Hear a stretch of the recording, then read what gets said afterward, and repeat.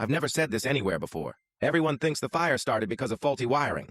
That's what the report says. That's what the news said. That's what people still repeat when it comes up. What they don't know is that I saw the problem hours before it happened. I work maintenance at a small apartment complex. Nothing fancy.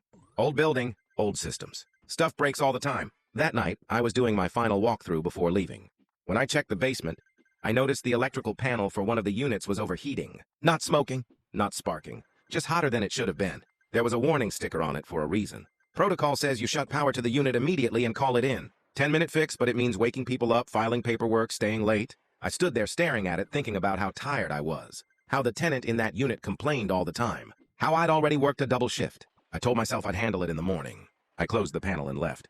At 2:17 a.m., the breaker failed. The fire started behind the wall of that unit's bedroom. By the time the smoke alarms went off, the hallway was already filled. The tenant didn't make it out. She was asleep. They found her in bed. I watched the fire trucks pull in from across the street. I remember standing there in my work jacket, listening to someone scream her name over and over. The next day, inspectors went through everything. They took photos. They pulled records. They looked at the panel. By then, it was destroyed enough that no one could say exactly what caused it. They wrote electrical failure and moved on.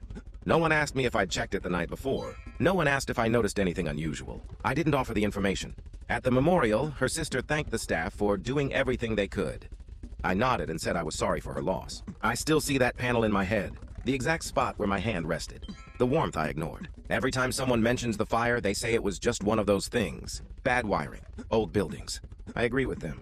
Because admitting the truth would mean saying I chose sleep over a life. And I don't think anyone would ever look at me the same way again.